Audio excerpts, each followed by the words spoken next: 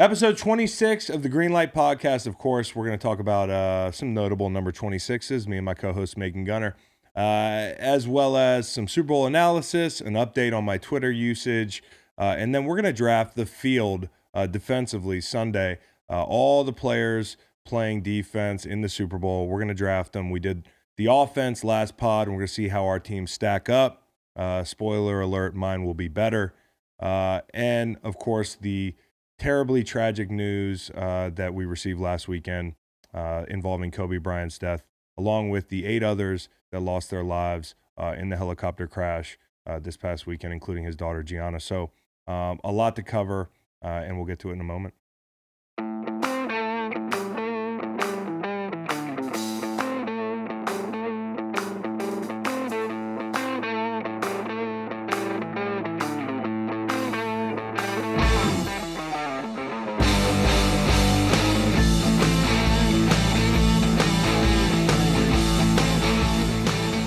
This is episode 26 of the Green Light Podcast, and this is my co-host, Macon Gunner. And this is not the way we like starting a podcast. Usually it's a lot of fun. This just fucking sucks. The Kobe Bryant news, everybody's familiar with the tragedy that struck this weekend as his helicopter went down, along with Kobe, lost 8 other lives, including Gianna, his daughter, I believe his 13-year-old daughter, and a number of friends and teammates of his daughters. They were headed to a game that Kobe was going to coach in and Gianna was going to play in, and they crashed in Calabasas. So 9 people lost their lives. I don't want that to get lost in the shuffle here as we talk about Kobe. Of course, the outpouring of grief and mourning for one of the game's greatest players of all time is very appropriate. There were also a lot of other people on that helicopter. And I think this is just the way things go. When somebody like Kobe Bryant dies, whether that's at the age of 75 or 80, living a quote-unquote full life, or tragically and unexpectedly at the age of 41, it's jarring, and especially jarring in this manner. It seems so random, so terrible, so unpredictable. He's a guy that rode his helicopter to practice every day for a period of it's been well over a decade probably, right? He's been, riding a very safe helicopter to and from work.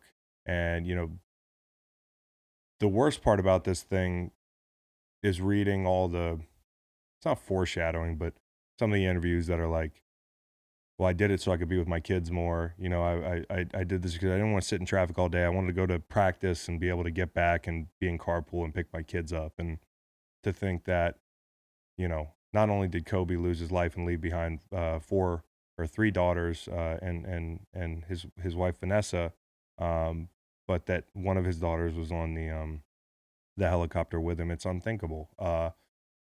And somebody like Kobe, when this happened, it's not like I was a Kobe fanatic. I always respected Kobe, loved to watch him play basketball, hated the Lakers.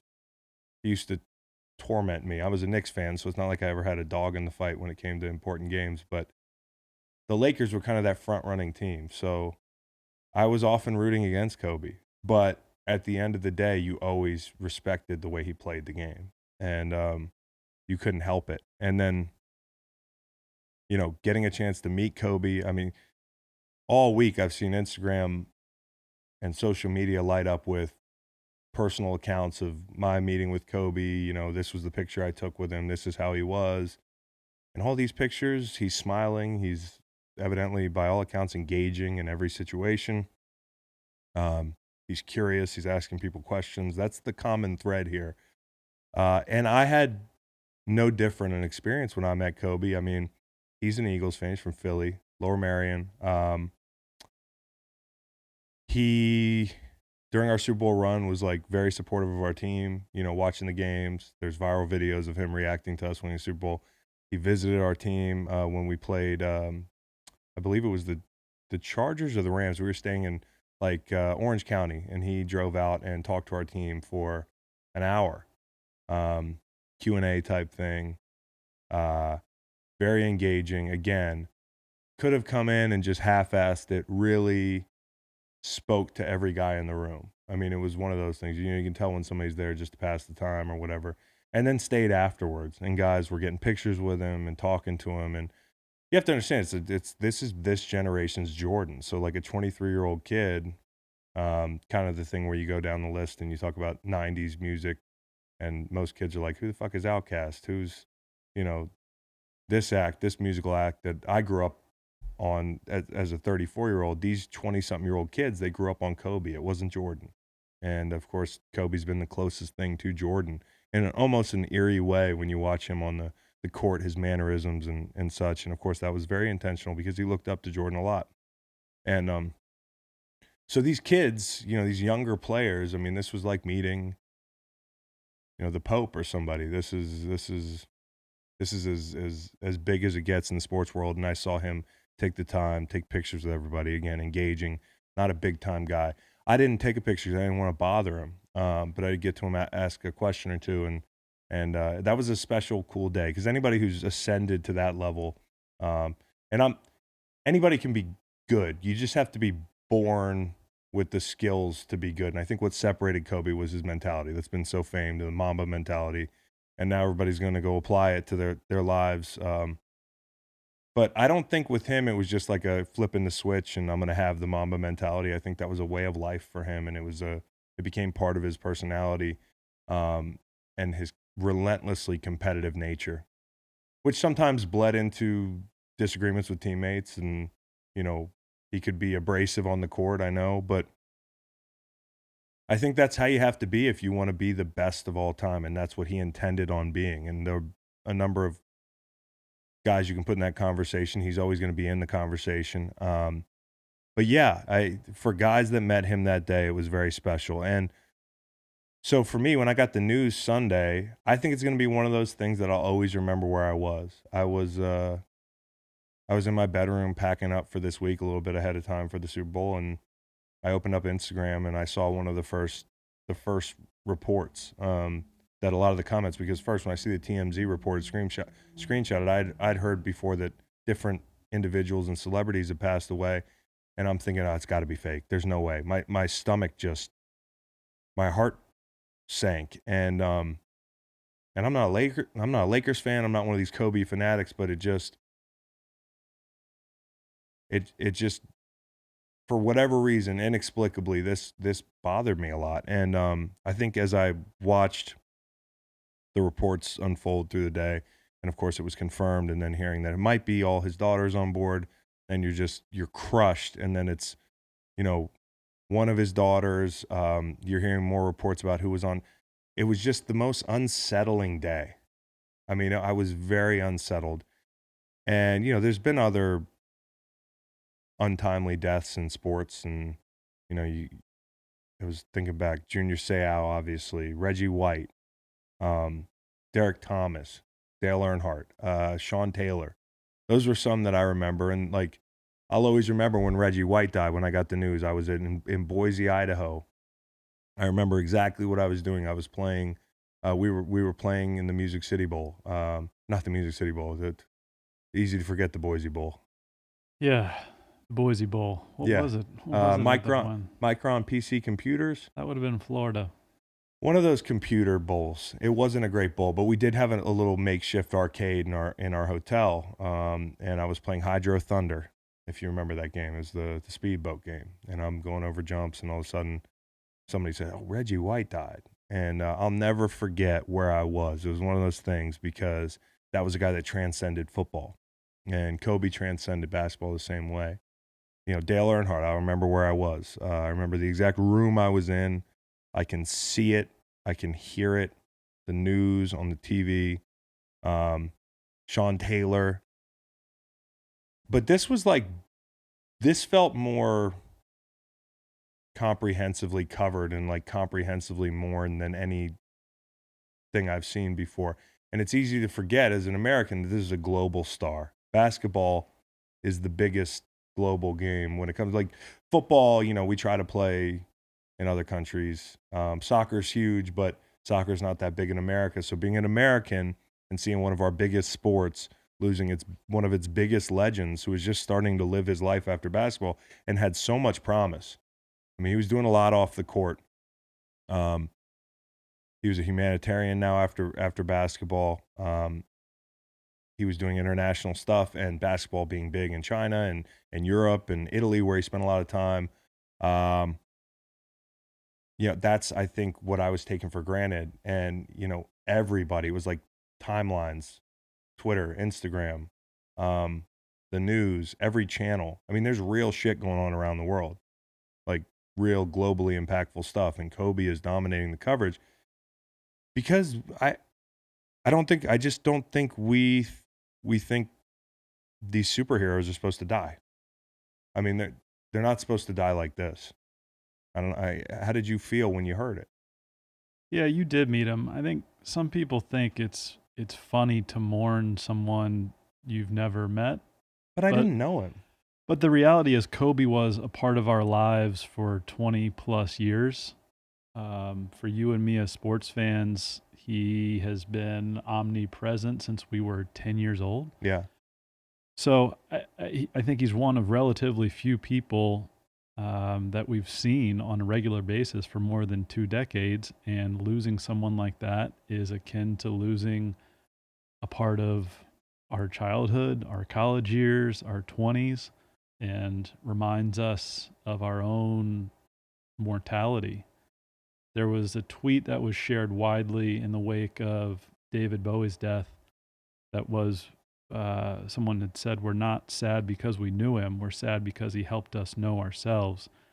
And if you were a Kobe fan, you wanted to work hard to be like him.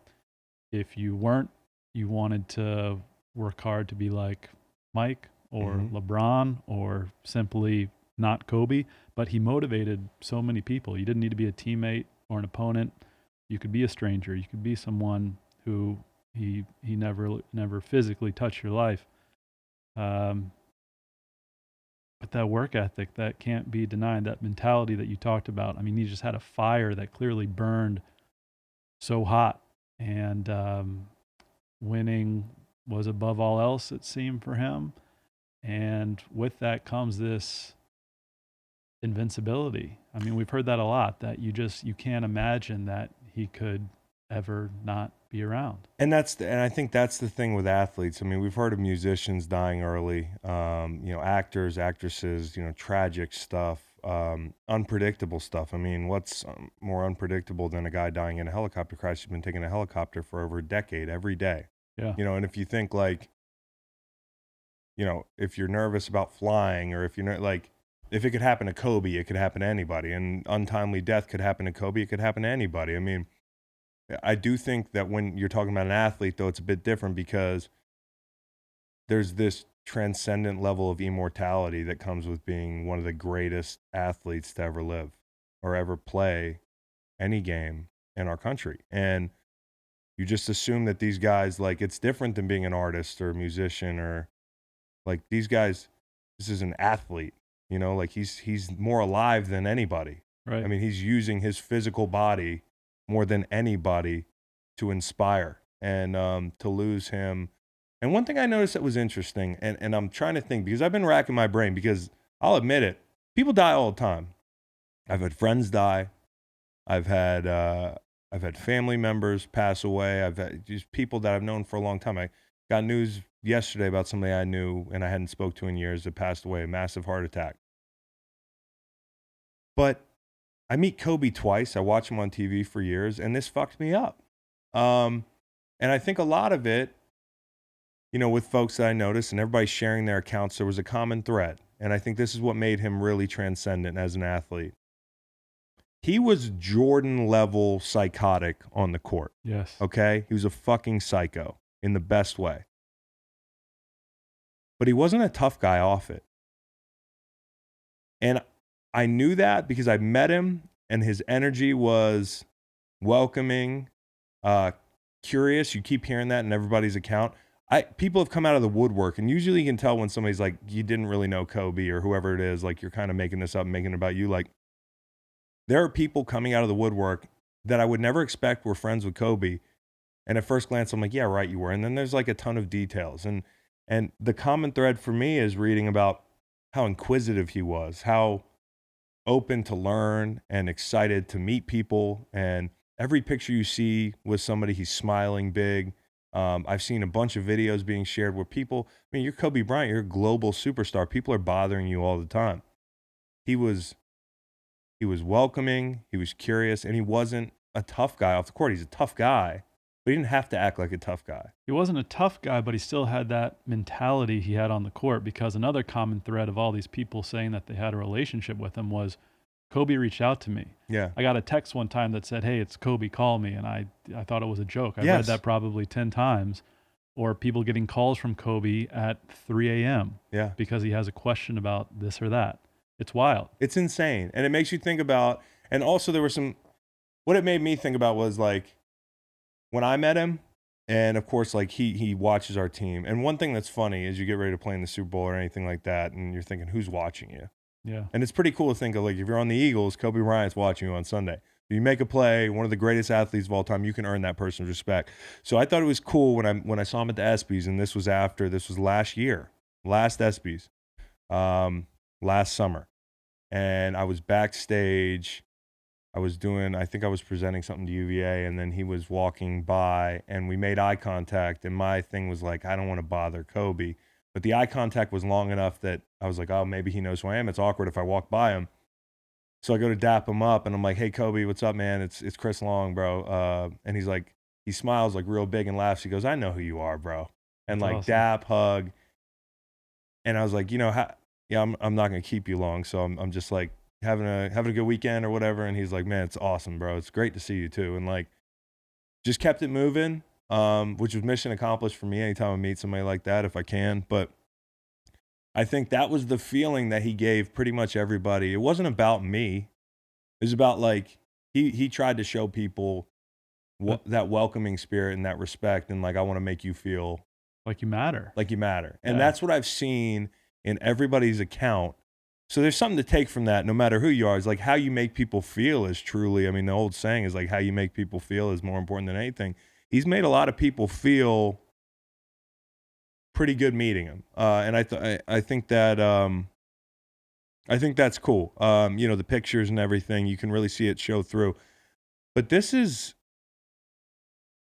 bigger than, I think what's affecting us so much is not only the mortality thing, which is amazing to me that it takes a celebrity dying or, an athlete dying to grapple with their own mortality or to say, hey, I'm going to make the most of my life. But I've thought that way. Like after, last couple of days, I've thought about things. And because I think some days you wake up and you're like, that couldn't happen to me. Nothing could happen to me. Like I'm X, Y, or Z. Like it's just reasons that this shit ain't going to happen to me. And I do think about death. Like I do think about that stuff. I think about, I'm a paranoid person. I think about what could happen if I'm gone, what'll happen to my kids, etc.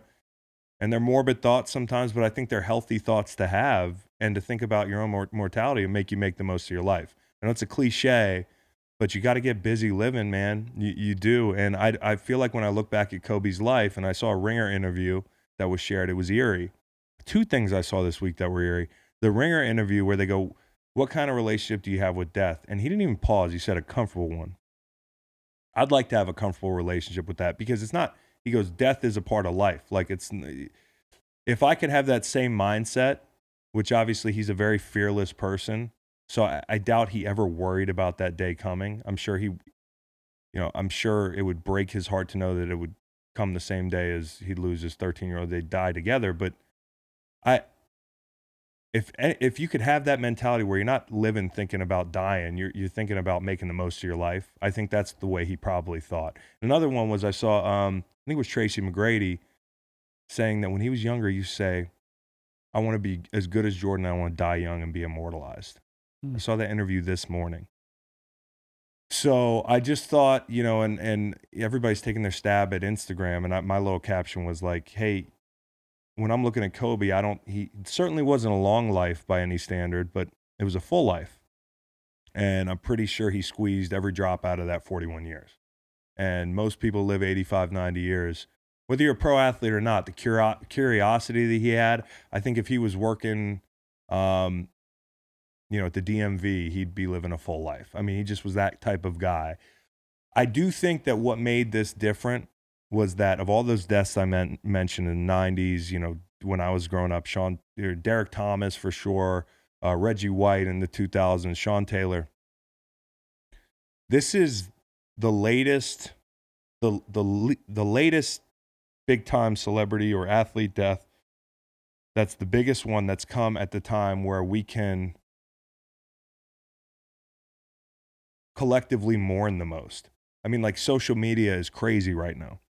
And so, like, that's the part for me.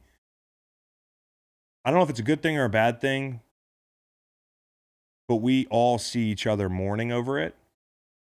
And mourning, it's not like I'm not crying. I'm not like, I don't think about Kobe all day, but it's fucking sad. And it's somebody that, like you said, has occupied our headspace in sports for 20 years. And was also seemed to be accessible off the court. And this is the time where you can log on and everybody's opening the door into how they're comprehending this. And it's also, I think it's less about Kobe for some as it is about, like, we're all talking about this uncomfortable thing at the same time, which is death. Yeah, and I know we've talked about him on the court. Did you see the Lou Williams tweet where he talks about the Lakers getting blown out in Portland, and then Kobe made a lap through the locker room, snatching everybody's Kobe's, all of the Kobe shoes, and threw them in the trash, saying that his teammates were too soft to wear them. That's amazing. I mean, he was a larger than life personality, and yes, it comes at present the apex of this social media world we have going on, and I think it's, in this way, social media can be helpful. Yeah. And I know you're going to talk about Twitter in a bit, but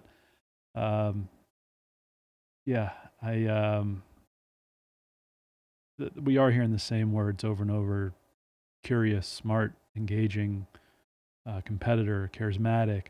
One word I've heard, I think, once, which I think was spot on, was audacious. Just, he was willing to take big swings at things, and if he failed, so be it, but he was going to give it his all.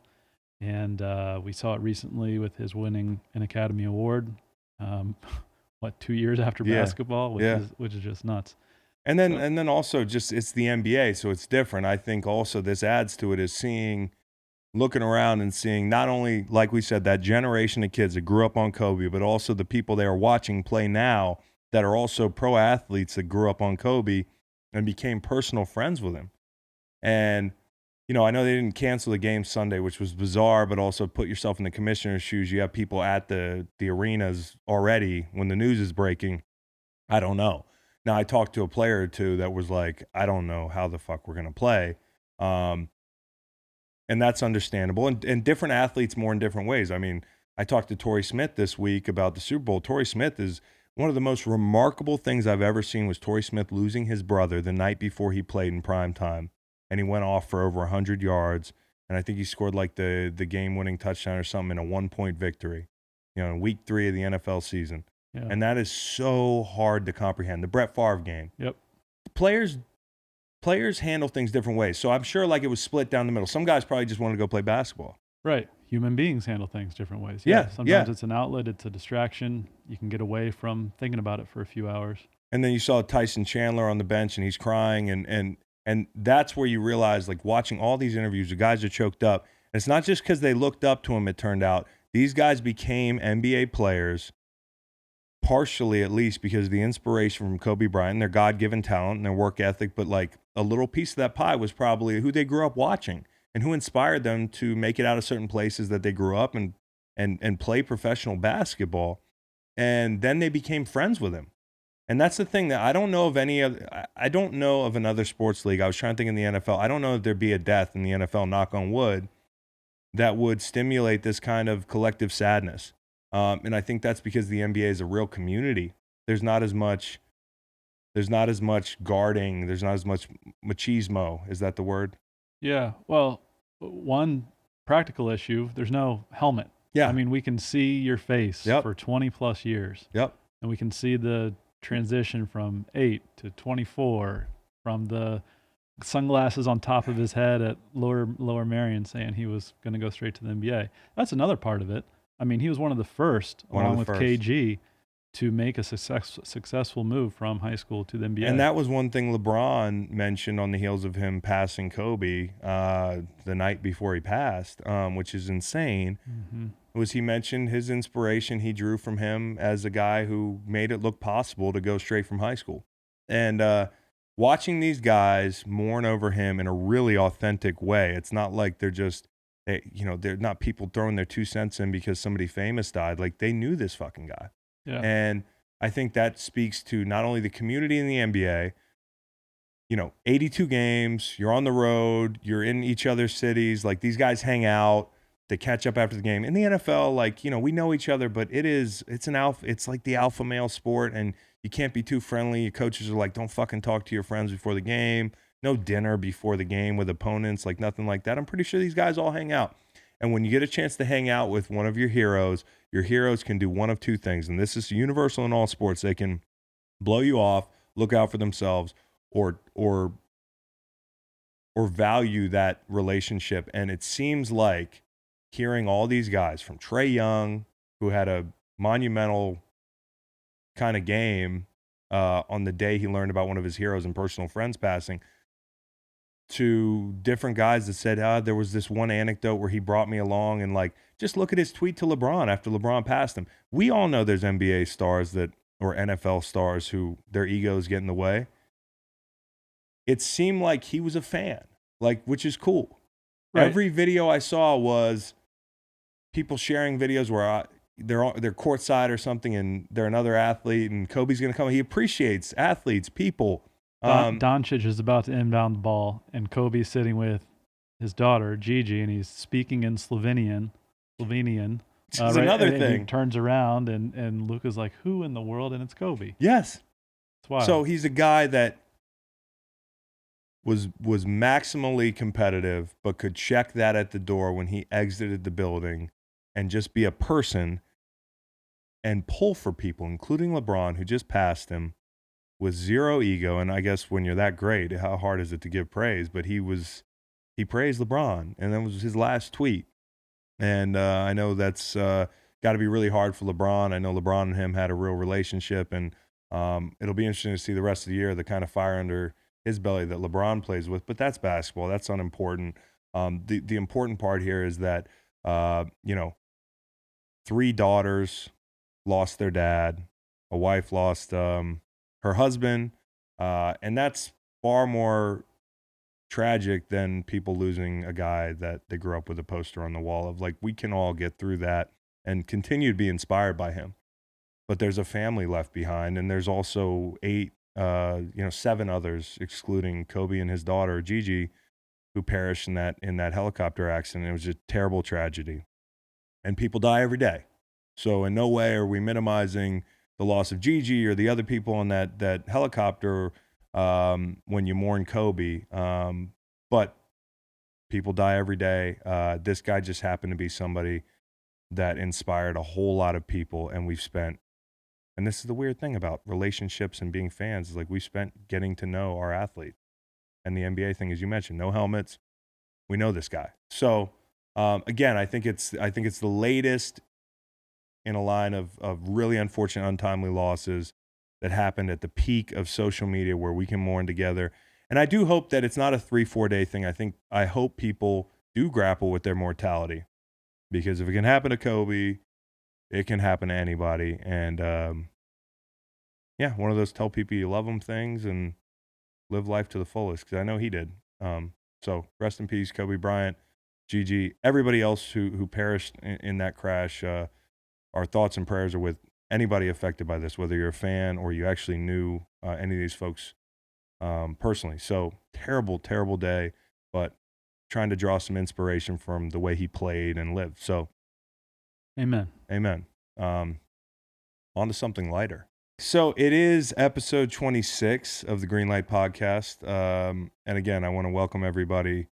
This is the easier part of the podcast. So we're going to talk about our favorite number 26 at the moment, or most notable. I don't think We can define it any way we like. Yeah, I mean, for me, this is one that's relevant to me right now. I will pop mine up first. Okay. That's Miles Sanders. Okay. That's a guy who's going to terrorize the NFC East for a long time to come. And I also think his play style, this might be a hot take, might lend it, and what he's going to be surrounded with might lend itself to longer success than Saquon, who I love. I've never seen a back that young, that good. But I'm afraid that in New York and your football giants, they might waste his talent. I don't think Miles is going to be wasted. He draws a lot of Brian Westbrook comparisons. He also is a guy that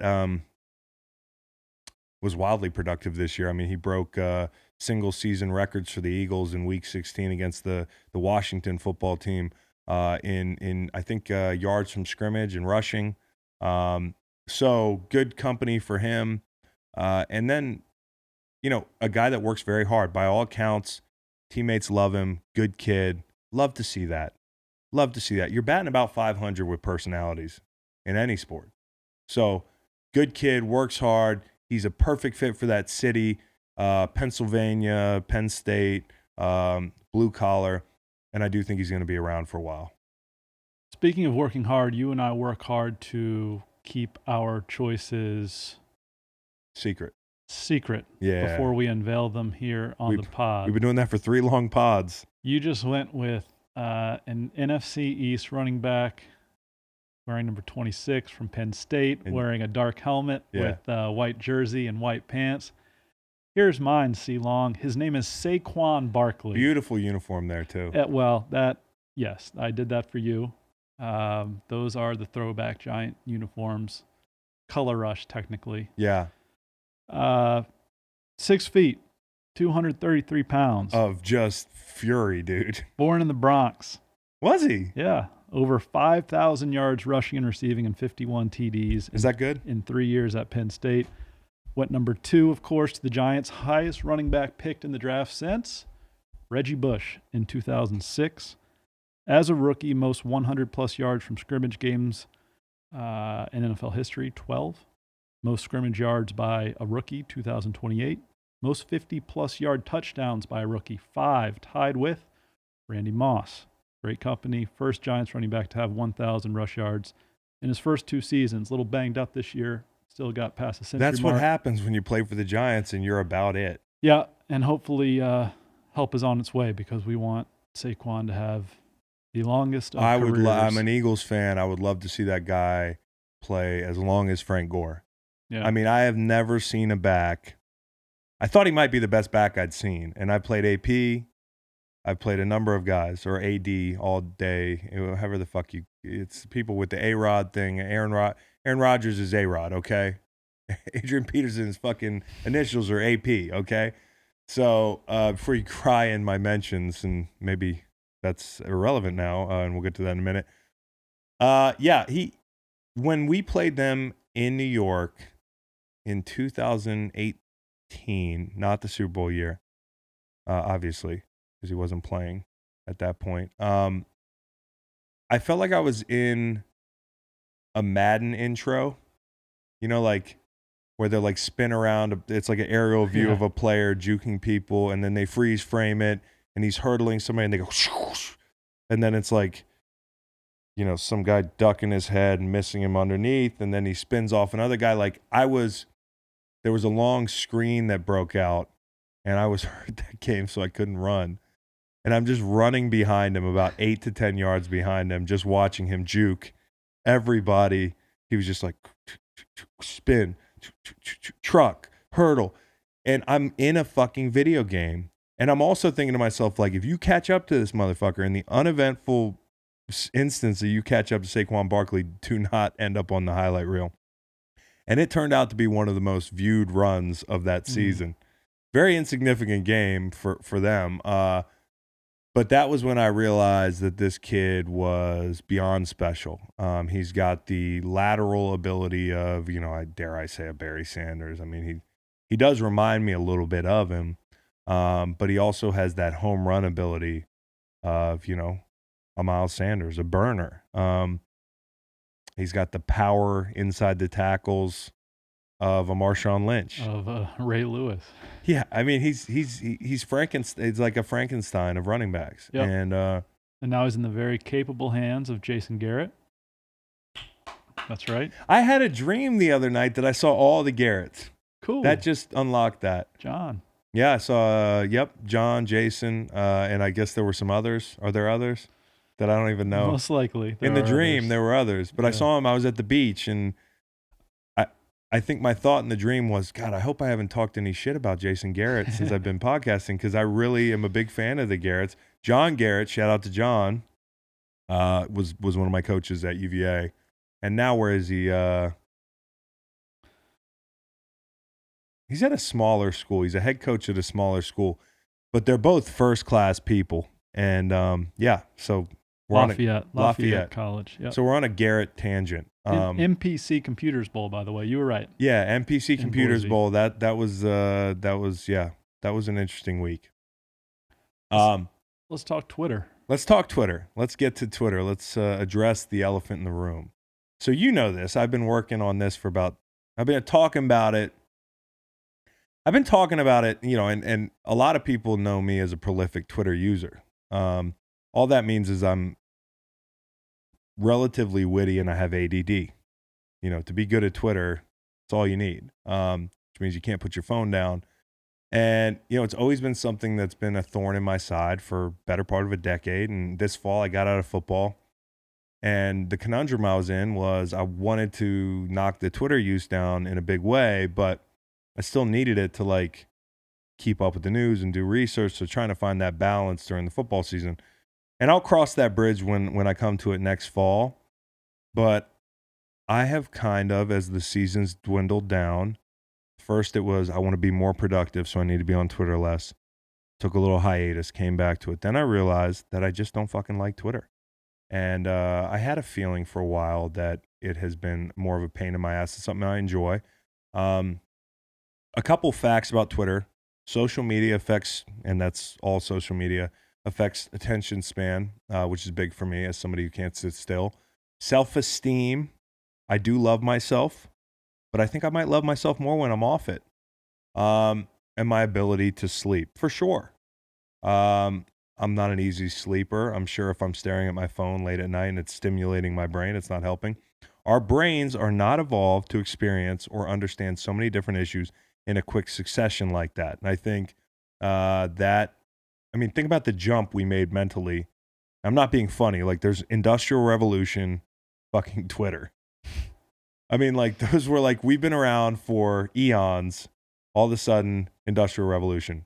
We've thought for eons. All of a sudden, open my phone. There's 15 really, emergency type issues that are all being addressed in 240 characters. And you've got to react right away. You have to care about them all, and you have to react right away. According to Cal, which is a good school, bad feelings and moods can be transferred across social networks. Does that include LinkedIn? Well, yeah. Yeah? Well, because when you're talking about self-esteem, you're talking about people posting their highlight reels of their lives on IG, Facebook. Somebody gets a new promotion, put it on LinkedIn, and you feel inadequate compared to these other folks. So for sure, let's rope in LinkedIn. Comparison's bad, and I'm looking at you on LinkedIn. I don't have an account, but I would imagine it's not fun. By the way, that Foursquare picture thing everybody's sharing, it's just an excuse to take a picture they think is hot of themselves and put it in the Tinder box. Or be hilarious. It's mostly, I think. For those of you being hilarious, you're batting about 200. Yeah. I'm going to try one later, and I think it's pretty funny. Okay. But it's definitely to me, I'm I see what you're doing, okay? You took your shirt off for the LinkedIn or the Tinder section. We get it. You just wanted to thirst trap. And this is a good excuse. Right. And we see you. We get it. You're going to put in Fassbender. You think you're Fassbender. No, that's not the, I do think, I don't know if I, favor him or whatever, but, also Twitter raises the chances of general anxiety. I noticed that to be absolutely true. And I'm somebody with anxiety. So, it doesn't help. And I think also people with anxiety flock to Twitter because they're I'm paranoid. I got to see what's going on. I don't want to miss anything. Also, like, the world is ending. Let me see how bad the world's ending. Like, let me get on here, and then it makes it worse. So I think if you can walk away from Twitter a little bit, which I've tried to do lately, and I'll get into that, you can kill two birds with one stone, the Twitter piece and the phone piece. You're on your phone a lot less. The world around you. It's not like you replace it with something else. It's not like I'm rummaging through my notes section of my phone. Like, my phone has sat in my pocket the last 10 days since I've taken a step back, longer than it's ever sat in my pocket. And you've talked about this. Like, you'll pick it up sometimes not even thinking about it. And you're not as addicted as I've been. No, where I snap back to reality, to quote my guy Eminem, is when I'm on the laptop, which you referred to as tweeting from your laptop is like... Well, tweeting from my laptop is the only thing I do now, and that's like it's like the first settlers did that. Right. That's we're going back to the Oregon Trail. Right. So if I'm cruising Twitter on my laptop and I'm like, gosh, spent too much time here, let me do something else. Yeah. And then I, without thinking, pick up the phone and open up the Twitter app, that's when I'm like, time to go outside. And that's a lot of days when you're on Twitter a lot. And it's for me. Yeah. Yeah. I've told you, I've put the 30-minute limit on the Twitter application, and it's worked well. Okay. Well, some people power through limits. I tried the limit, but it's amazing how you see the hourglass and you're just like, ignore. Remind me in 15 minutes. Yeah. Remind me in 15 minutes. I got to see how fucking shitty things are going out in the world right now. I got to watch two people argue over nothing or argue that agree. I mean, like, it's insane. You're never truly at home when you're scanning Twitter. And like, that's something since I become a parent, I've been more mindful of, is like, it was one thing to sit around and tweet a lot when, it's just me and my wife in the house and we can't, spend 22 hours with each other a day. But there's two kids running around now. Like, I'm missing out. And some people might be like, well, you can do both. Like, no, I mean, some people can't. Some people just are a little bit ADD and can't, like, they can't control that. So it's a little bit more all or nothing. And I've been too busy anyway, so something's got to go. I mean, my first fall out, I've been running on a hamster wheel. And I think ultimately you're the company you keep, right? You talk about your friends and the environment that you're in. And my timeline has become me in some ways, and that's cynical and negative a lot of the time. So I guess my announcement would be that I've lost the battle to Twitter, and I'm being as square as I can on that, because... Sounds like you're about to conquer it. You're about to win. Well, yeah, this is the win, but I've been losing. I had lost the fucking game. And I'm trying to be self-aware here and share, because that's kind of like, I try to live by that code a little bit, like, so what you see is what you get, okay? Well, it's easy to be self-aware if you're only sharing the things that don't actually suck, and they might be acceptable to you, but to everybody else, they're like, good job. You shared something. Like, this is me sharing something that's personal. Like, I was on Twitter too much, and it became a loss for me. I lost. I tried. I couldn't manage it, and it made me a worse person. So this is me being self-aware, and it was a failure. And it's not a failure because I was bad at it. I was very good at it. Like, I guess. I mean, depending. I don't think anybody, if you're good at Twitter, I think you're being bad at life. And that's some people I really like who are on Twitter. I would imagine they might be going through the same thing, seeing the volume of tweets that they're also firing off. And it's an internal struggle. I don't care what you say. Unless you're very comfortable in that world. I was not. I was always dealing with this cognitive dissonance where I'm like, I'm not really sure if this is something I like at all, but I'm drawn to it because I'm bored or I'm managing my stress. Sometimes you're just so stressed as a player or whatever you're doing, in your life that you're like, well, if I just escape into my phone, I can't be bothered, or I won't think about the things that are stressing me out. Then you just replace them with the terrible shit that's happening around the world and in your country, which you could read in a news article too. Mm-hmm. And you don't need anybody to parse it or frame it the way they want to frame it, and you can think for yourself and that sort of thing. So it just became an extension of my body, like my phone, like my, and we get addicted to it. It's like the dopamine, the compulsion, like we all, whether or not you got on it to feel good about tweeting shit, like it's not like you're just it's not like you're just doing it for yourself. Otherwise, you just take notes. Like you're doing it to engage in a conversation or, elicit a reaction. Or at the end of the day, your goal is to feel good about what you're putting out there.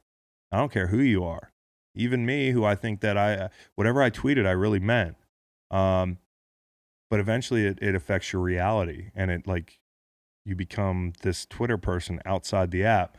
And that's not good because Twitter is a really toxic place. I made a lot of assumptions. Like I was so busy like battling people on Twitter or like reading just really cynical stuff. You could post like, got a new puppy today. Why can't somebody else have that puppy? Like, why do you get the puppy? Like, that's Twitter. And then you leave Twitter and you assume everybody else is like that. Or you deal with fucking haters or people that, I hate the word haters, but like people that just trolls or people that live to disrupt your shit. And then you go out in the real world and you assume that everybody else is like that. Well, they're not. Twitter is not real. So, the assumptions, I was more confrontational. Somebody said to me, they were like, sometimes I'll see you tweet and I'm wondering if you missed the confrontation of football. And that was really eye-opening for me.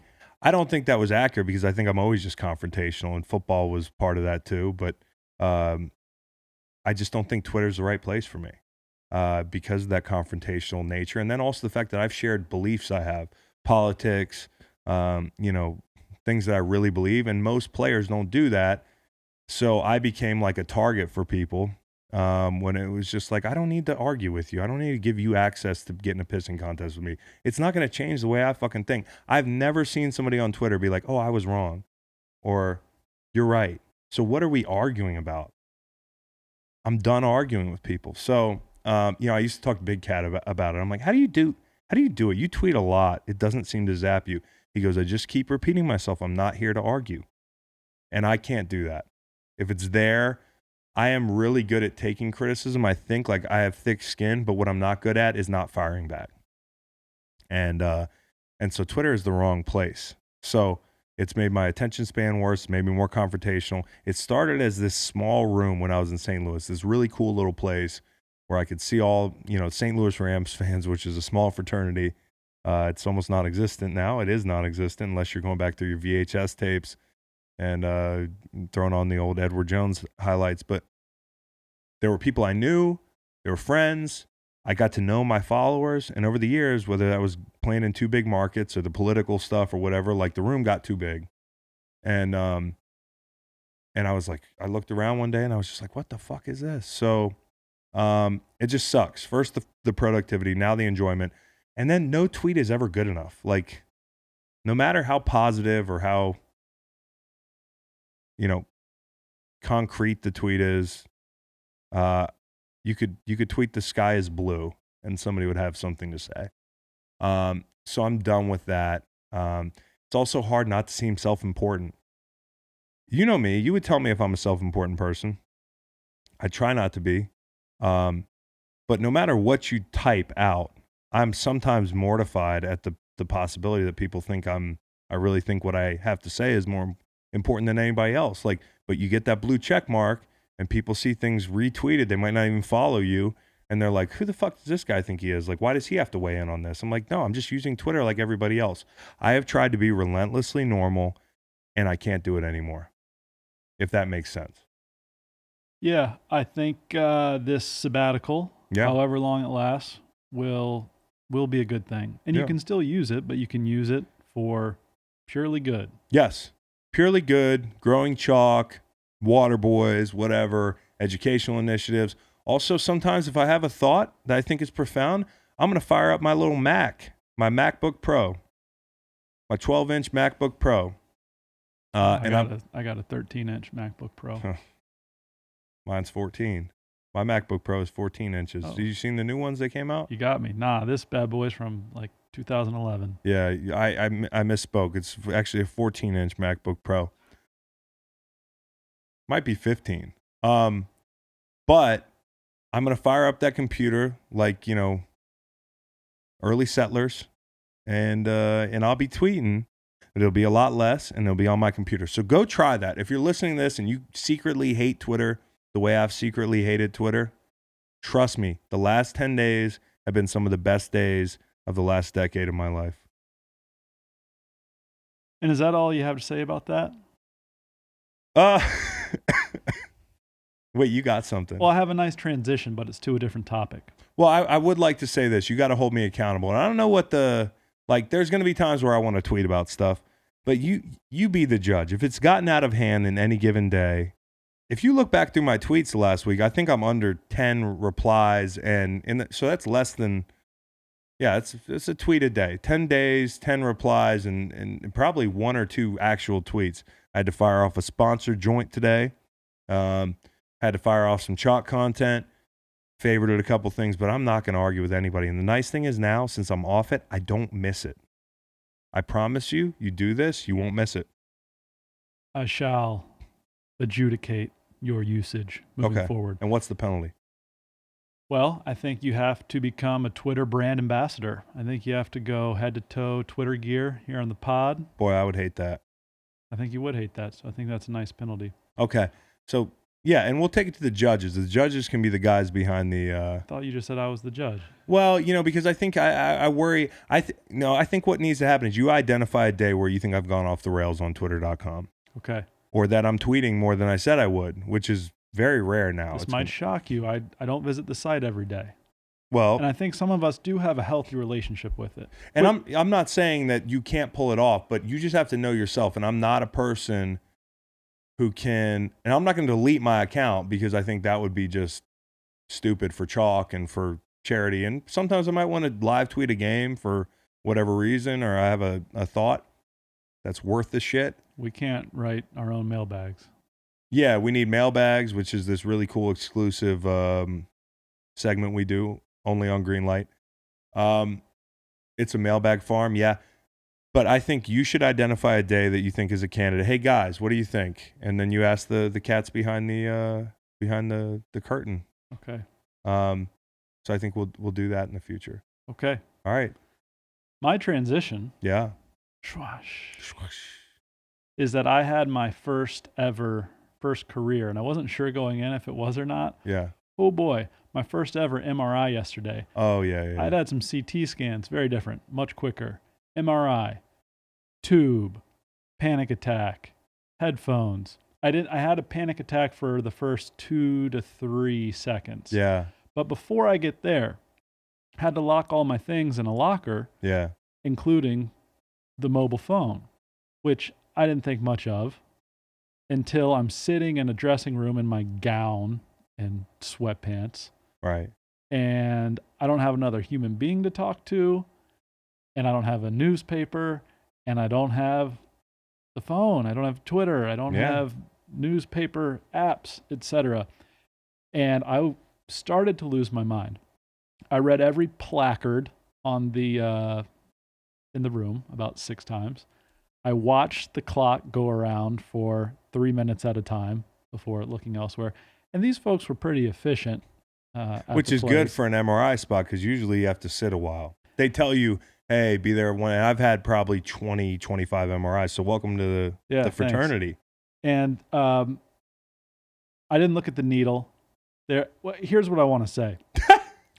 After I'm not being funny. It was very hard at first and this is piggybacking off your Twitter rant. It was hard being alone. Yeah. With myself, without anybody else for the first 5-10 minutes of my 30-minute sit. And then after a while, it became kind of nice.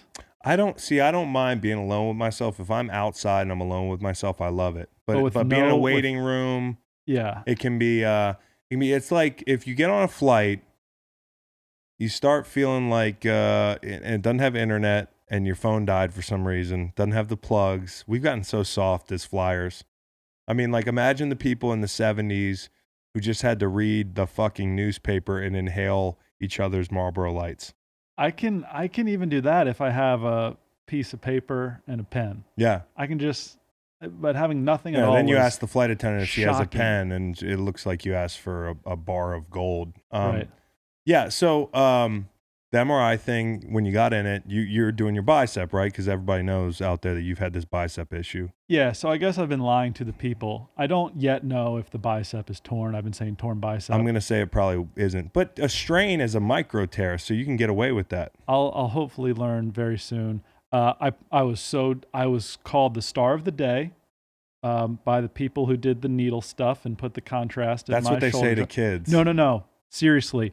I maintained a straight face with all the needles. Yeah. And I wasn't woozy or anything. Yeah. And I was saying, yes, ma'am, no, ma'am. And I got star of the day from the nurse. Good. What did you dress like to get your MRI? Did you go to the MRI, and to describe you right now, signature sweater, button down under the sweater, gray corduroys, loafers, and some nice winter polo socks, and perfect hair. Oh, thank you. Yeah.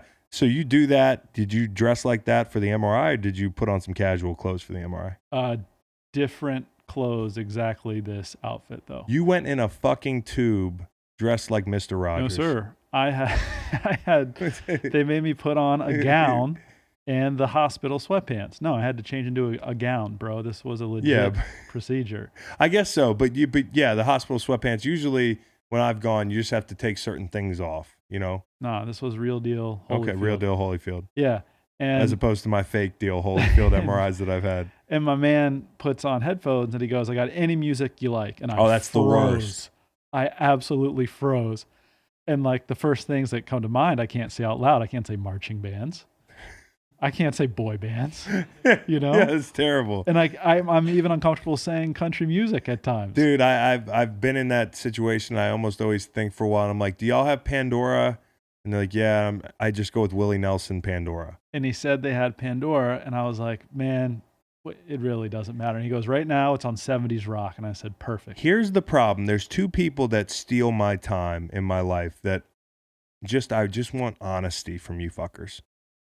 Airplane pilots and MRI operators. They always tell you it's shorter than it's going to be. I have no idea. I understand a little bit more with the pilots and everything because of routing and stuff. They could get on and be like, we're 40 minutes from, San Antonio, and then it's another hour and a half. Yeah. I get it. Things can change. Please update me. Right. We're beginning our descent. You're on the ground 90 minutes later. Yes. But the MRI people, they pull that shit too, and there's no good excuse. They're like, I always make a point to ask, tell me the truth. How long is this MRI? They all say 35 minutes. Yes. 35 my minutes. Man said 35. Go ahead and count the songs on you. I part of how I was dealing with, so the first 3 seconds, sorry to interrupt, that I you're go fine. in the tube, my eyes open, I was like, oh, I might be claustrophobic. This could be a problem.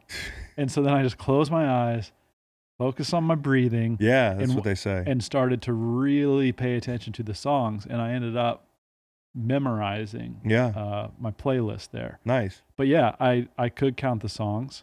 And it never adds up. Most songs are like 4 minutes, right? That's how I usually. Right. And I'll be in there and I'll count to 12 songs and we'll still be going. By the way, I can fall asleep in an MRI machine. I almost did. There's like, it's like a sound machine. Yeah. It sucks though, because they got to wake you up in 30 minutes. My technician. And you got to stand still. You got to sit still. It's really hard to sit still while you're fighting sleep. And I didn't know the procedure. Can people come in the room and whatnot? And so my wrist, hand, forearm weren't being supportive. Yeah. So it fell asleep and then started to hurt bad. Thoughts and prayers. Yeah. And my guy was like, okay, the next one will be 7.5 minutes or so. I was like, hey, great. Could you maybe put a pillow under my hand or something?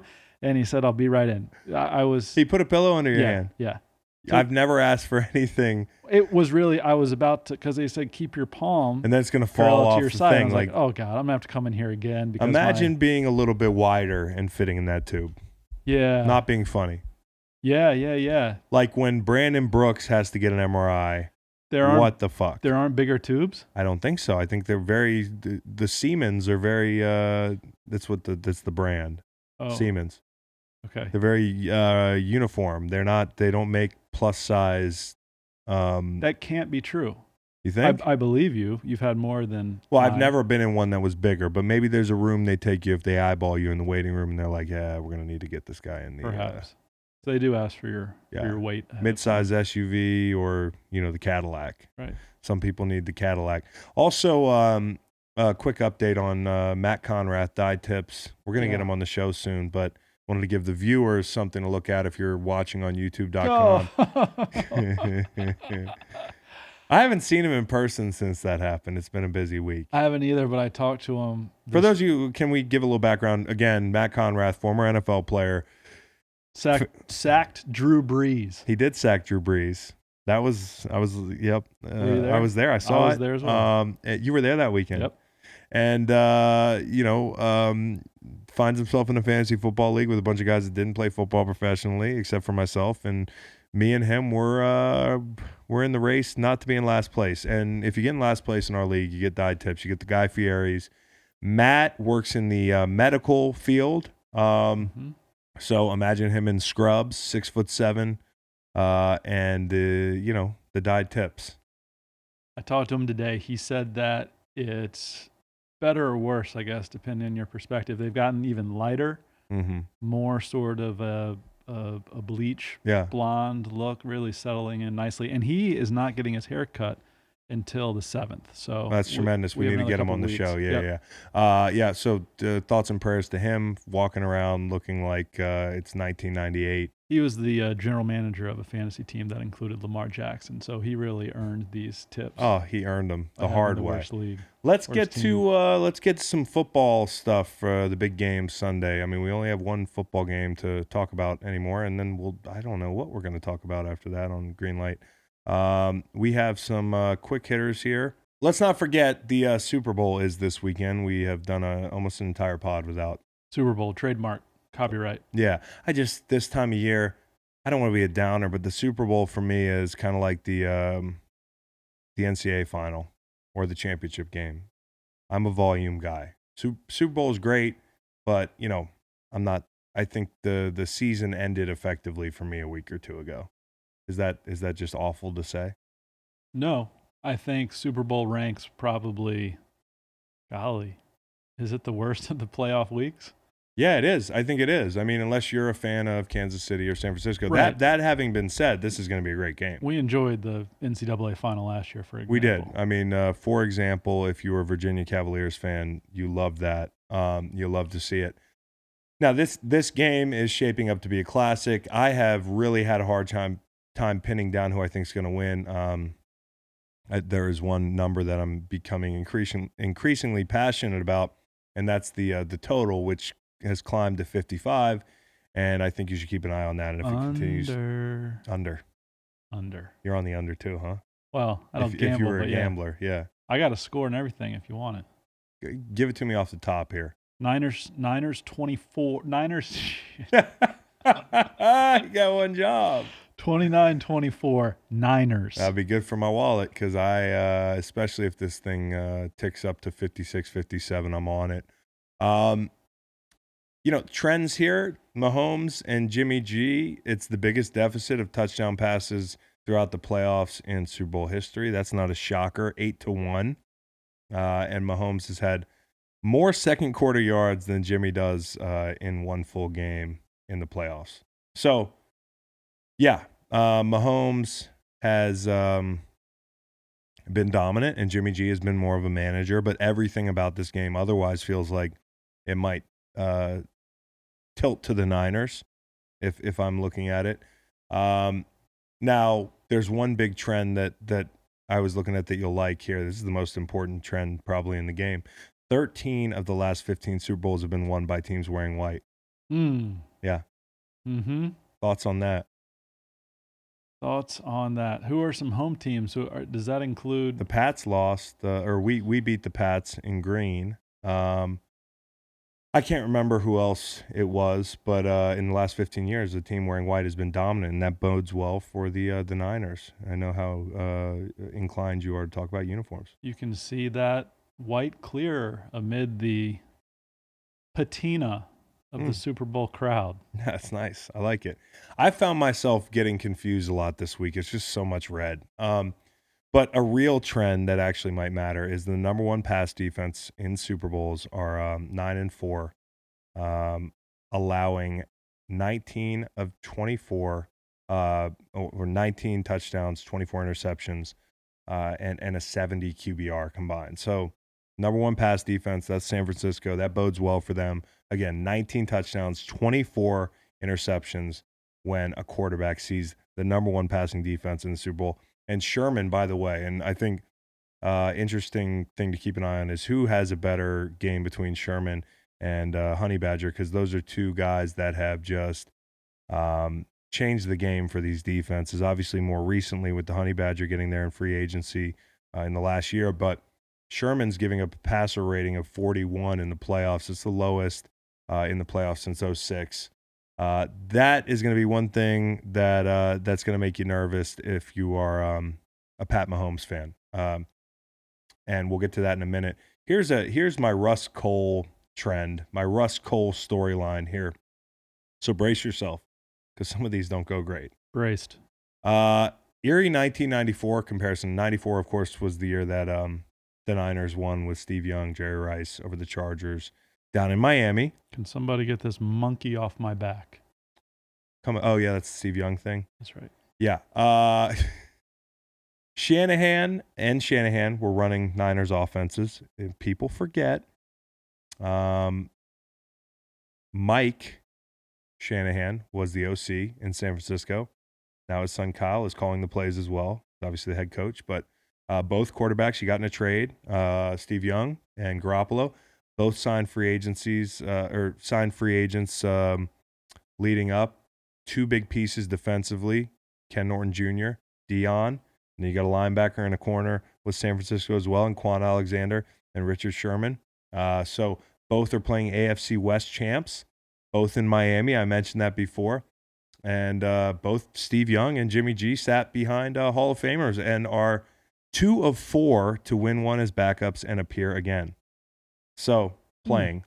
So there's a lot, if you believe in that shit. Eerie. Very eerie. I mean, is that weird or what? Or is that a stretch? Well, I think you can find things like this in almost any game. In most games, but this might be more than usual. This is more than usual.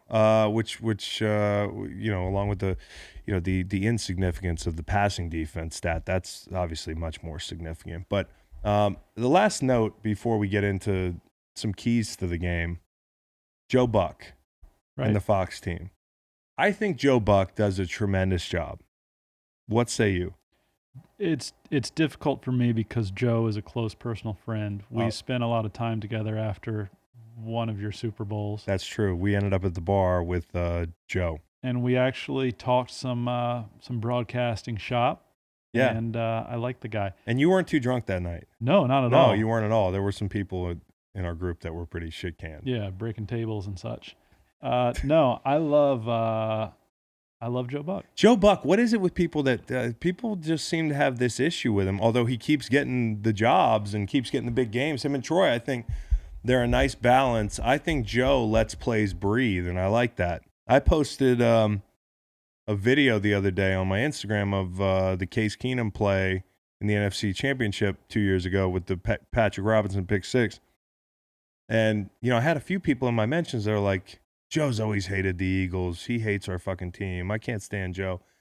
Is that it just comes with the territory of being an announcer? Absolutely. But it feels like with Joe, it's more. Is it the perceived nepotism with Jack? Is it the baseball thing? You've got these crossover baseball fans that hate the Cardinals and the Cardinals fans. I get that. That it is a high and mighty bunch in the Gateway City. Joe's aware of this. By that I mean the baseball fans in the Gateway City. I mean, the Cardinals are undeniably awesome, but I can see if you're a baseball fan, you could get tired of the Cardinals in baseball. It's like the Cowboys or anything else in football. Joe's aware that he does not have 100% approval rating, and I think that is helping him gain more fans. But when he talks about it, he says that he comes across as arrogant when he's not. He's not. Even haughty when he's not. And that's something, who cares? He's great at what he does. Patrick Robinson going the other way. And then it was like, needs a block. gets one. And then he's in the end zone. Like, let the play breathe. Yeah. What do people want you to do? You want him to go Gus Johnson? I mean, maybe when he said Randy Moss fake mooning was the most disgusting That act. was ridiculous. And Joe, if I saw Joe now, and I talk to Joe every now and again, I would tell him that was ridiculous. And but he knows that. he knows it now. He knows that was He had ridiculous. but he's self-aware. Yes. He lets the play breathe. And I think he's pretty damn good at his job. I know he works hard. So I think this is as far as play-by-play, he's up there for me. I've said it before. Color analysts, you've got Tony, who I really like, but I am going to enjoy, and I won't be listening, Joe, because I'll be at the game. But I think Joe Buck's awesome, and I just wanted your take on that. Yep, I agree. But we might be in the minority. I think we might be, and I think we'll hear about it in the comments, maybe. Well, let's make that minority a majority. Yeah. Well, there's Get on always the like train. live watches you could watch, but not ours this weekend, unfortunately. True. Daddy's got to go make some money here. Hey, how about some quick hitters I have for you? Yeah, sure. I'd love to quickly hit them. Super Bowl live in Miami. Mm-hmm. Experience doesn't matter. Okay, so it's funny. In my playing experience, being with the Patriots and with the Eagles in deep playoff runs, I had no playoff experience. So, but I was also a veteran. So I think this is a conversation that people get wrong a lot. Look back at the playoffs the last few decades and look back. Playoffs? Oh, yours was better. Was it? Darn. Playoffs? No, first one. Oh, really? Yeah. Sorry. Look back at the playoffs the last few decades. Look back at Super Bowls. And I didn't do any extended study on this, and I might. Who made the big plays? I don't think there's like a common thread of guys that have been in the Super Bowl a bunch or, listen, at quarterback, it certainly matters, and coaching, it matters. But you could also say Andy Reid's got more wins and more playoff appearances than anybody without a Super Bowl. So if his experience mattered, he'd have won a Super Bowl by now. I think that, if you look at these two teams, I also say this, and I've talked about this at length, don't chase plays in the playoffs. And even experienced guys can chase plays. A guy that just does his job fresh out of college, could be his first playoff experience. He could be a 7-8 year vet like I was. Just focus on doing your job and letting the plays come to you. I think the biggest hurdle for players, experienced or not, in the playoffs and in the Super Bowl is thinking, I am owed this moment. I've worked my ass off my entire life. My story is really important, and I need to dot the I here with this.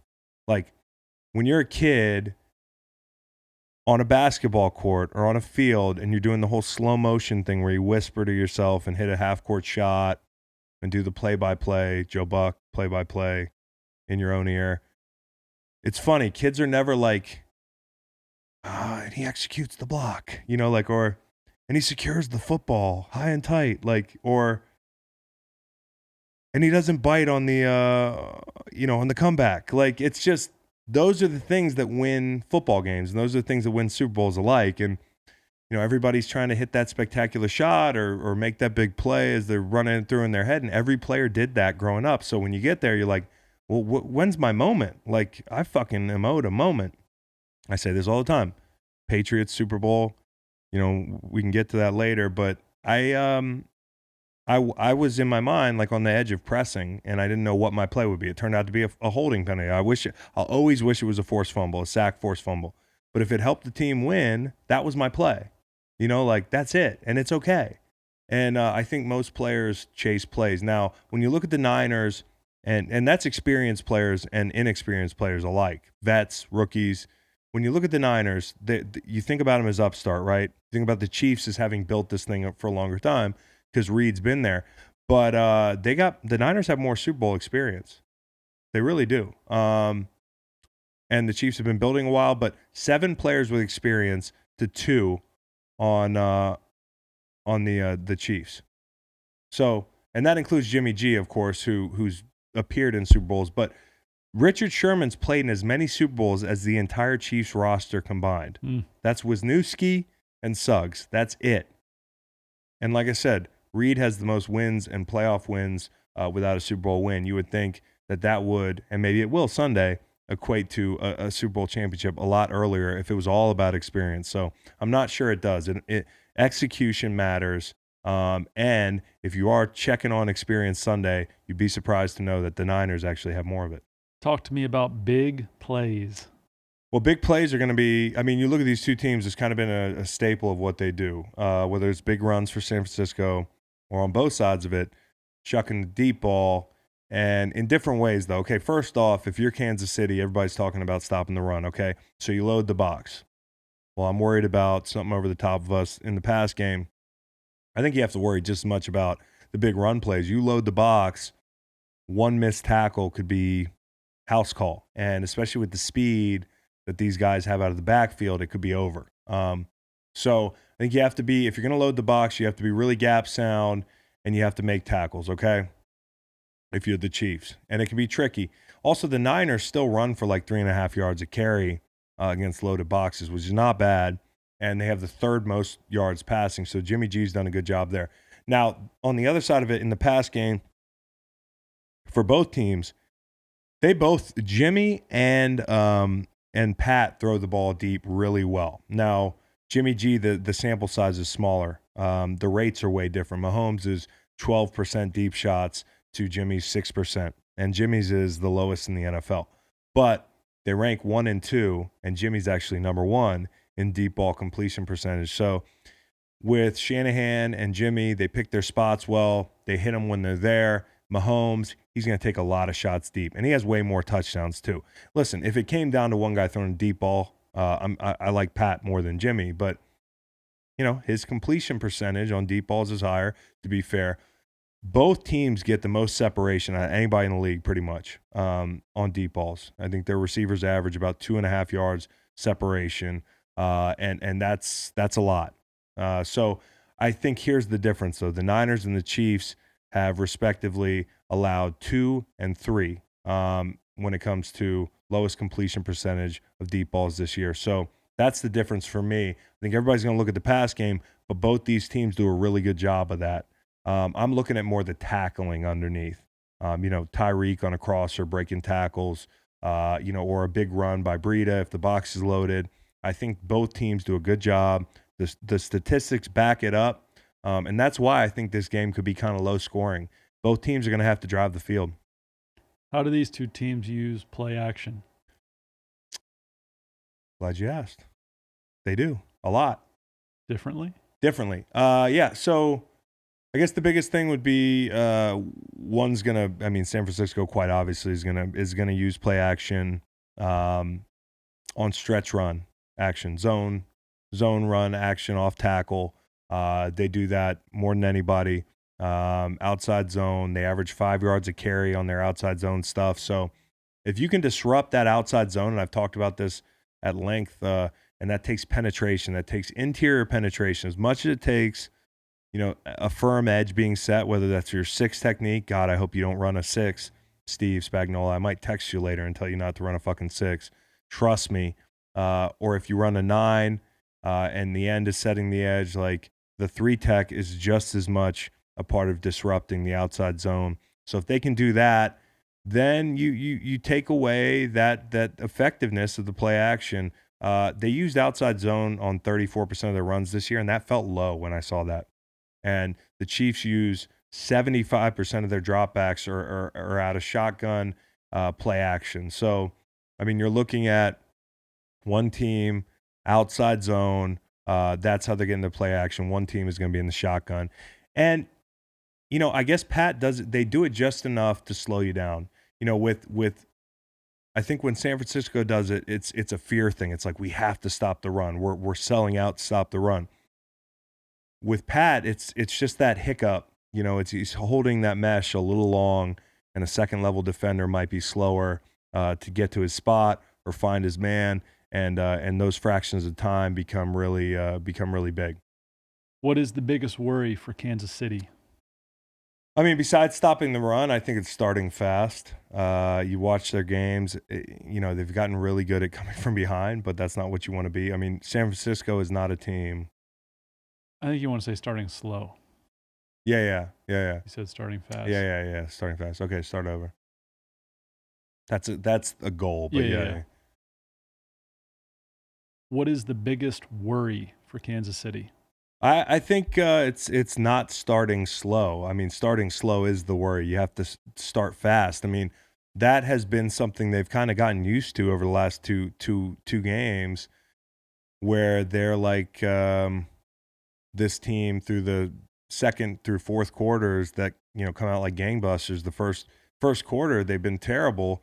They've scored 86 points this postseason. That's the second highest ever in the Super Bowl era from an average standpoint.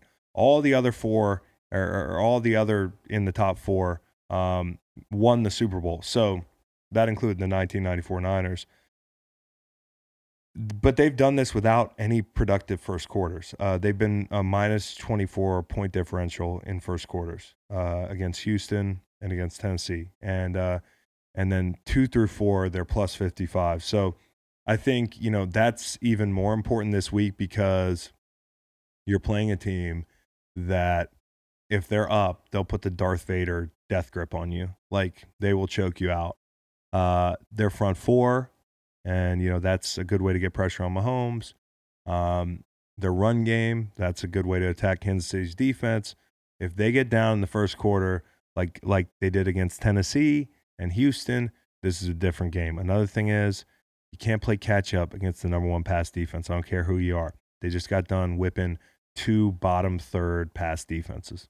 And they didn't trail in either of those games. Yeah. At any point. Yep. What's keeping the defensive coordinators up at night this week? The D is up at all hours of the night. Just thinking about pre-snap. The D does not rest this week. The D cannot rest. All hours of the night, these coordinators. Pre-snap can be just as. There's nothing wrong with your audio. Macon just doesn't like dick jokes because he's a real estate agent. Anyways, I'm pretty sure some of the people that buy your houses are okay with this kind of humor. I mean, I bought a house from you. Thanks. Yeah, I'm playing a character here. Okay. This is not my real life. So I think D coordinators are up at night because, coaches don't sleep anyways, but a lot of pre-snap stuff, okay? Real talk. Pre-snap, these two teams put a lot of window dressing on everything. And by that, I mean things that slow down rushers. You want to play firm. You want to set the edge. You've got jet motion stuff going on. You have shifts. You have motion.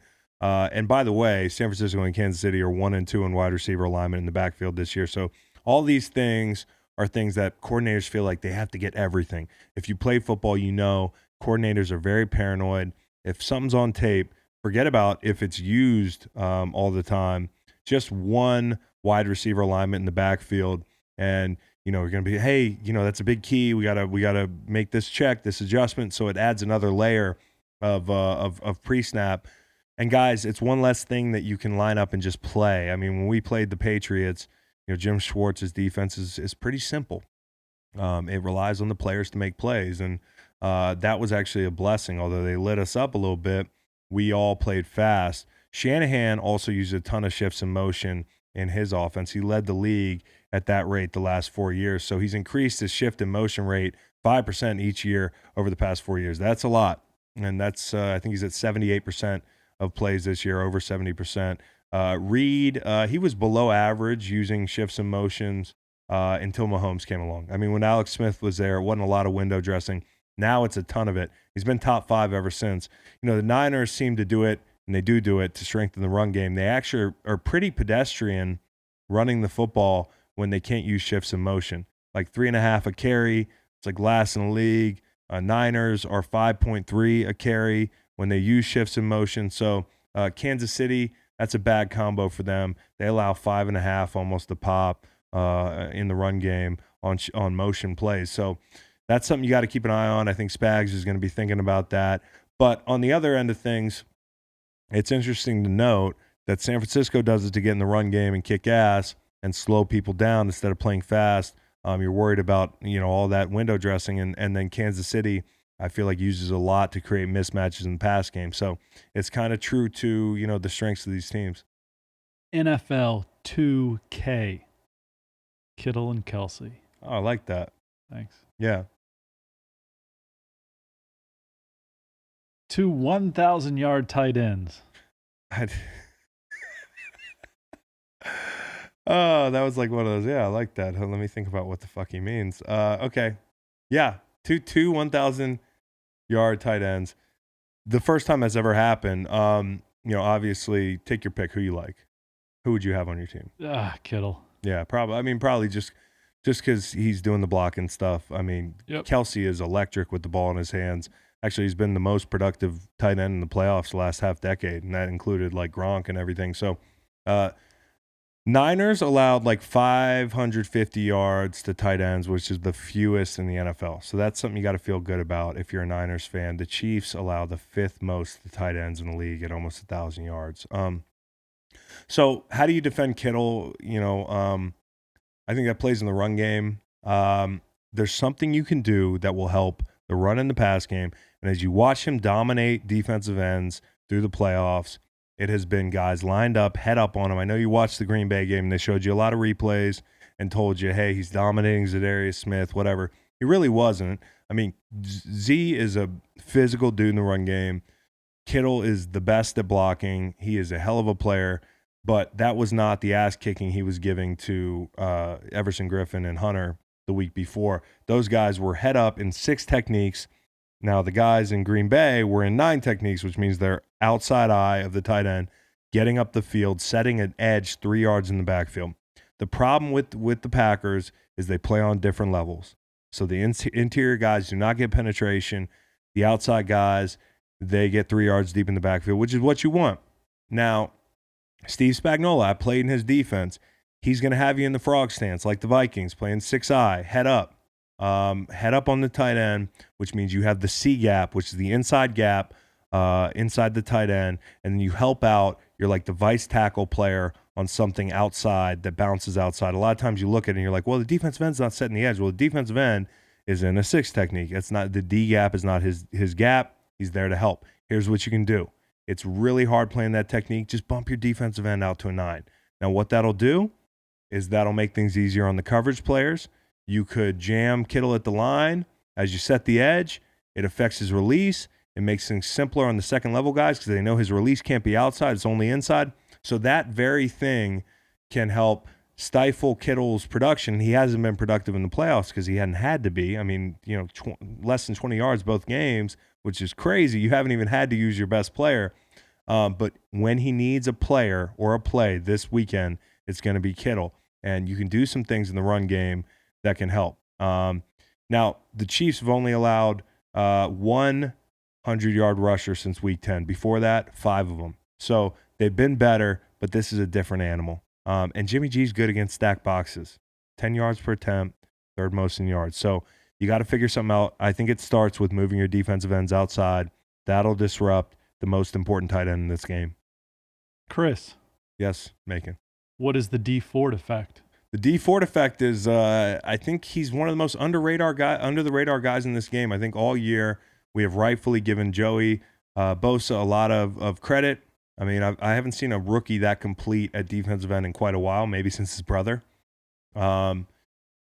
D Ford is a guy who bounced around, and obviously one of the smaller storylines was him being traded from Kansas City to San Francisco after he lined up in the neutral zone and effectively cost his team the game.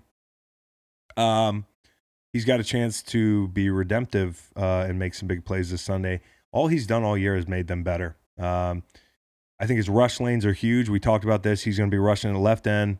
Mitchell Schwartz, your best offensive lineman for Kansas City, and your best edge rusher for San Francisco and D Ford.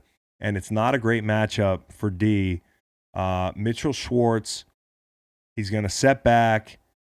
You're going to have to get in his body, engage him, and then pull him by. So, like, for people listening, like, you go to power rush a guy to dumb it down. You go to power rush a guy, bull rush him, put your face in his chest, and then as he leans, that's one thing that Mitchell does. He'll lean and get top heavy, and you can drop him. But the thing you have to be careful about with Pat Mahomes is his depth of his drop target. He will drift back. If you watch games, he drifts back. So you think that makes it easier on a pass rusher. It does. But you can't win with just straight speed because he'll see that big B gap, step up, and do what he did to the Titans before the half. D Ford, he boosts the pressure rate to 34% when he's on the field. When he's off the field, it's like 22. So a big difference. The sack rate, it's even more glaring. 15% with him on the field, 5% with him off. Bosa's pressure rate is half of what it is with him off the field. So with him on the field when he's off the field. So for 2 straight years, D Ford, he's been on a leading sack team in the NFL now. And it's more than a coincidence. He's a really good player, but he's got a really big challenge and a bad matchup for him this weekend, and that you can't just use speed against Mitchell Schwartz, and you got to play with one eye on Mahomes. You can't give him that B gap. And then being on Mahomes' ball hand side and his vision side, you can't let Mahomes drift back and then take shots, rolling to his right comfortably. So it's a tough job for him. Honestly, from a matchup standpoint, I would like to see Bosa on Mitchell Schwartz. I think that's a better matchup. Put D Ford on the right. I don't think that's going to happen because guys are particular about that, where D Ford can rush with speed and attack the blind side, where Pat's not going to see him at 11 yards and skate out the backside through the B gap. Put him over there. That'd be better for the rush lanes. This is good stuff, and I have a legitimate question. Yeah. Is everybody in the NFL this knowledgeable? Yes. Is this is why you go to work every day, to know your opponent, know the matchup, know how far the opposing quarterback is dropping, etc. Well, you're getting ready to rush Mahomes, and somebody asked me, what's it like rushing Mahomes? What's his mobility do? It's not really the fact that he's like a burner. He's not like this guy who runs a 4.5. He's got that Favre thing, and that's who he was compared to, and he's really perceptive about the holes in your rush lanes. He's going to drift to get vision by time, but I think he's going to have to be very wary of the interior rushers this week. I've said this a lot. The edge guys are great, but the interior guys in San Francisco have been making it go, and people have been eating off them and their penetration. So I think the biggest matchup that the Niners have to win are their interior players against Kansas City's interior O-linemen. And if they take advantage of that, those edge guys could have a big day. But what D Ford can't do is just try to run the hump.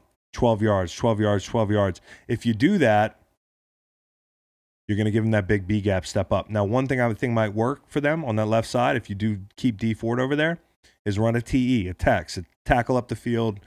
D Ford get to 8 yards, play tag with the tackle, come underneath, because they are susceptible to that in Kansas City. You didn't answer my question. You just gave me more good stuff. Yeah, the question was, does everybody know this stuff? No, not every D lineman, but I'm no expert on the back end. I mean, I know stuff on the back end, but I know what I know about pass rush and rush lanes and that sort of thing, because I've seen a lot of different quarterbacks. I came in the league when quarterbacks were kind of one way. You had your outliers like a Mike Vick or something who's very athletic, but when I left the league, you were playing a Deshaun Watson type guy every other week. I just think the perception is football player. You go run into somebody as hard as you possibly can, and you're telling me you have 8 different things in your mind pre-snap about what you could potentially do. And there's a ton of games. I mean, like, for instance, some teams have armbands where you see D linemen with armbands. I used to hate that because that means the coaches are calling the games. And then, you get in a situation where you just – if I know I just stabbed somebody's outside shoulder and they felt the power, I know next play this is the right time for me to go stab spin or flash to speed, and then I get the play caller on defense sees a signal. He's like, oh, we got to run a mixer, which is a TE and ET, tackle first, end around, and then on the other side, end inside, tackle around. That can be pretty fucking annoying. So I think that every D-line is going to have at least one veteran guy who understands rushing and the rush lanes. Not every young guy gets it, but when you look at this group, you've got Bosa, who just came in the league, Buckner, who's younger, interior guy, Armstead, younger, interior guy, and D Ford is kind of your veteran, right?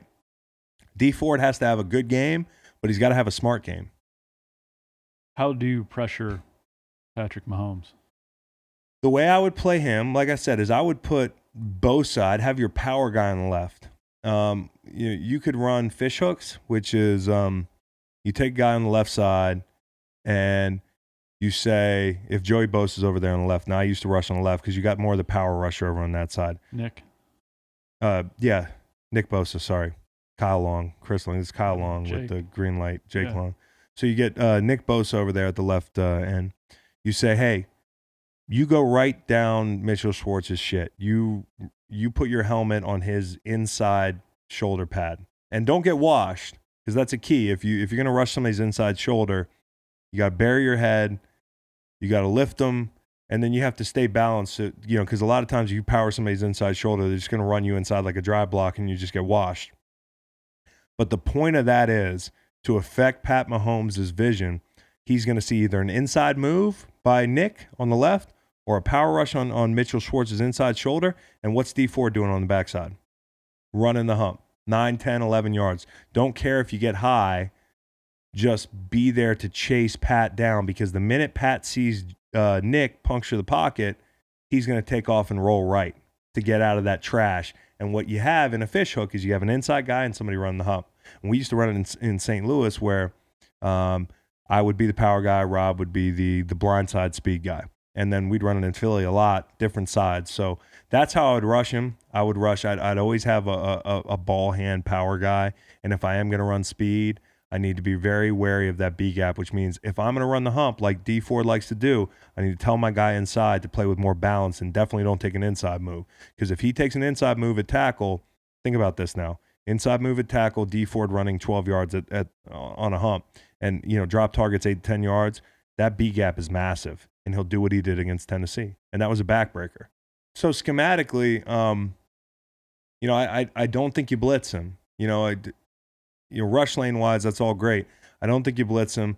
And San Francisco's not a blitzing type team. They can get pressure with force. So it's a great matchup for them, because Mahomes is, I think he's 23 touchdowns, 1 interception, singular. That's amazing to me. When he's facing 5 rushers or more. So when teams are bringing pressure, he's accurate with it. And his passer rating is 116. Versus blitz, and versus a 4-man rush, he's 64 touchdowns, 16 interceptions. So, I mean, definitely not as surprisingly, he's better. He's better against the blitz than he is against 4-man. I think part of that is because he feels comfortable and he gets greedy. He's actually 16 of his 17 interceptions have come against 7 coverage guys. 3 interceptions, 3 times the rate. When he's seeing 4-man rushes as he is when he's seeing blitz, and that's counterintuitive. So San Francisco has the highest non-blitz pressure rate in the league. It's a good matchup for them. Look at the Titans game last week. They pressured him like 12 times. 10 of the 12 were 4-man, and out of those 10, I think he was 3 of 10 for like 9 yards and 2 sacks. So that's what really keeps me up at night if I'm a Kansas City fan, is thinking about how he's going to deal with not seeing heat and a big vacated space that he can buy time and just hit. He's going to have to throw in this sea of jerseys and find the tight windows. All right, so draft time. I had to take the jacket off. I'm overheating in here thinking about this big draft. We have to draft the defensive field Sunday, the pool being any defensive players playing in the game Sunday. We did the offenses last podcast. I'll read my team and what it turned. This is a good team here. It's a snake draft we did, and we will continue to do. Macon drew the first pick offensively, so of course he took Pat Mahomes. Then I had 2 picks, and with those 2 picks, I took George Kittle and Travis Kelce. Savage move. Then at wide receiver, I have Deebo Samuel and Kendrick Bourne. I snagged him late. Don't know what he's going to do, but we're going to do something with him. Ben Garland at center, LDT at guard, along with Wiley. And then at tackle, I have Mitchell Schwartz and Eric Fisher, Tevin Coleman, a healthy Tevin Coleman at running back, and Jimmy G. I picked him last because I knew that, the rule is you can't get 2 quarterbacks, and Macon had taken one with the first pick. Macon, what's your team look like? My O-line goes Joe Staley, Mike McGlinchey, Stefan Wisniewski, Laken Tomlinson, Austin Ryder, or perhaps Reeder, probably Ryder. You said I went Mahomes at 1. I did indeed. His weapons are Mostert, Tyreek Hill, Emmanuel Sanders, Sammy Watkins, and Kyle Juszczyk at H-back. Yeah. So I have I have a conundrum here. You're a team that's built for speed here. Yeah, how should I defend 2 tight ends? How are you going to use your 2 tight ends? I got a litany of ways that I could use them. No, a litany? A litany, bro. Damn. A fucking litany. I am, after all that knowledge you just dropped, I am a bit intimidated about this D draft. Don't be anyways. But I mean, it's not just Kittle and Kelsey. I've got Debo. Not worried about best Debo. Complete wide receiver on the field Sunday. So also my O-line is more physical. You seem to be a finesse team, a speed finesse team. My team is way better at this point, to be clear. Okay. Other than Pat Mahomes. But the door is open for you to make up some ground. So it is, I get first pick, eh? You do, Yeah, because you got it with, can I defer? No. Oh, you want me to have first pick? Yes, I do. In that case, I'm going to take the best defensive player on the field Sunday. And that guy, I know that I'm a lineman, okay? So maybe he's not the highest graded on Pro Football Focus, but the guy that scares everybody is Chris Jones. I'm going to take him with 1. Okay. Fine pick. Oh, thanks.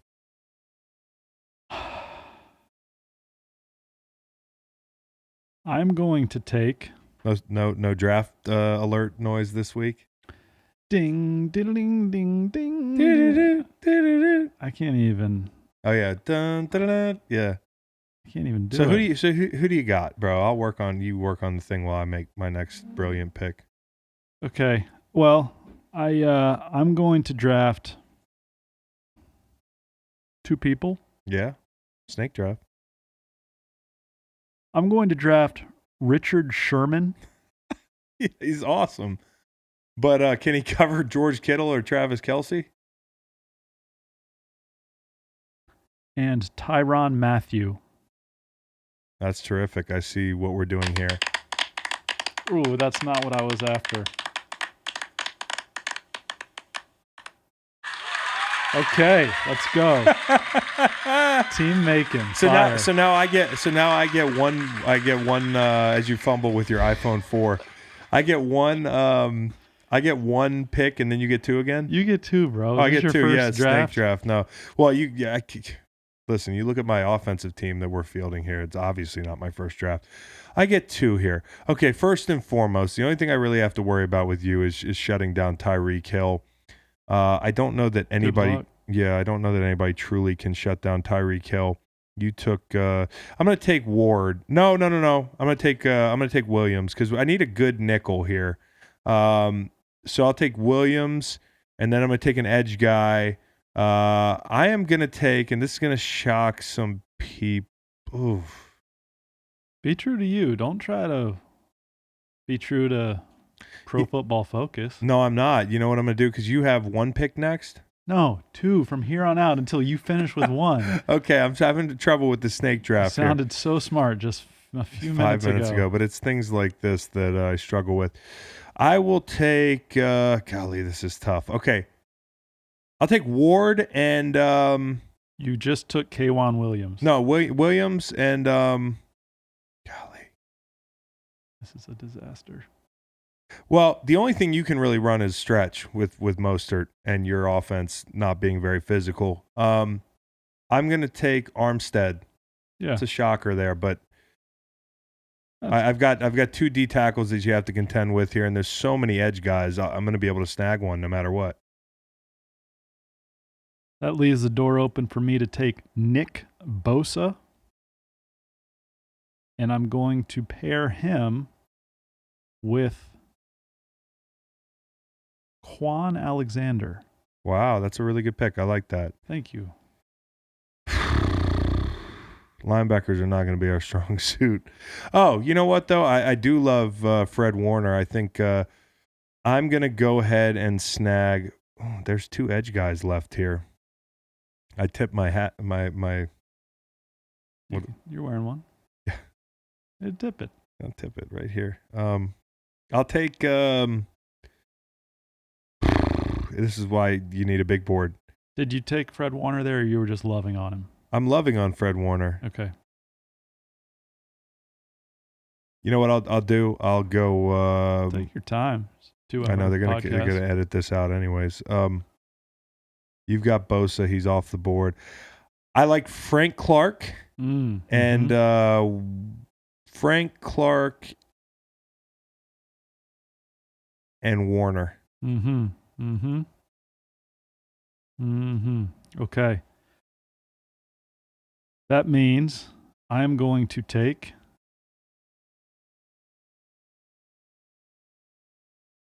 wow, that guy's still there. Wow, okay.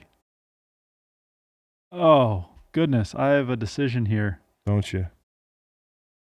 I'm going to take Jimmy Ward, who is still there. He's a tremendous player. Your secondary is really shaping up nicely. And DeForest Buckner. Nice. Okay. I suppose I need a corner. I'm going to take best available at corner, and that's probably Mosley. I would say so. So I'll probably take Mosley at corner. Now I have a nickel, a corner, and man, I don't need any D-line depth. My D-line is terrific.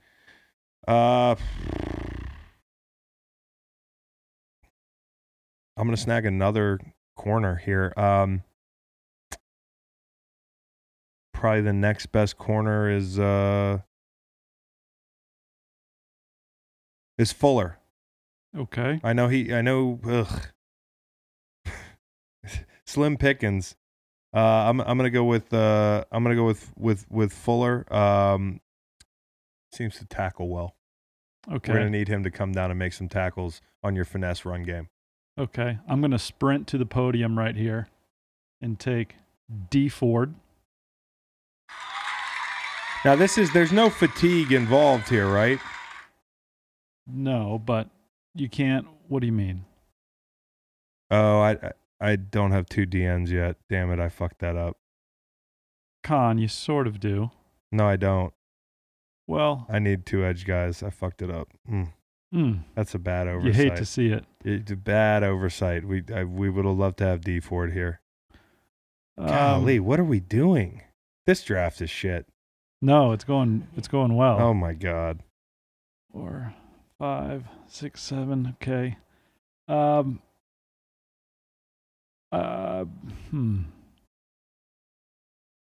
can't believe I just forgot fucking D Ford was on the board. Yeah. Well, the crowd didn't let you forget. I will go because I gave Pro Football Focus $9.99 for a week subscription to get these player grades. I'll go Dorian O'Daniel, 79.8. Dorian O'Daniel. Got it. And Dre Greenlaw. Greenlaw, damn it. You're on the clock with 2 picks, Chris. Okay, so I guess I'll take I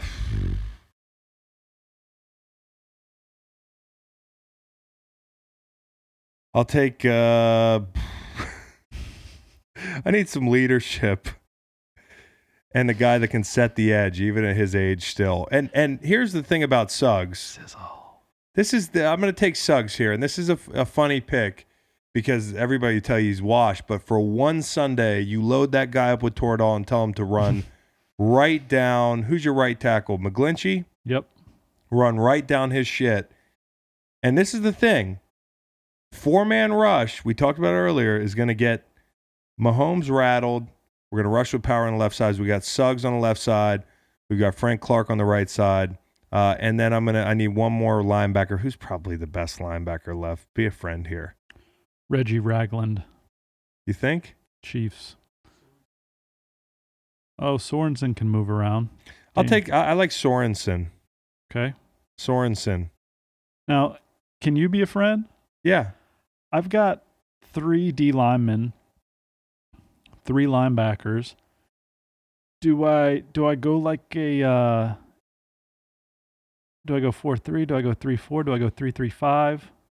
You have 3 D linemen and 3 linebackers. And 3 linebackers.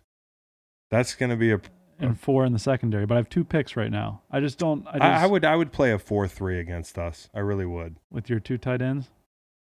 Yeah, I really would. And you're being serious? I just would. I mean, you will be judged. I'm not a 3-4 guy. You'll be judged. What would Al Groh say about that?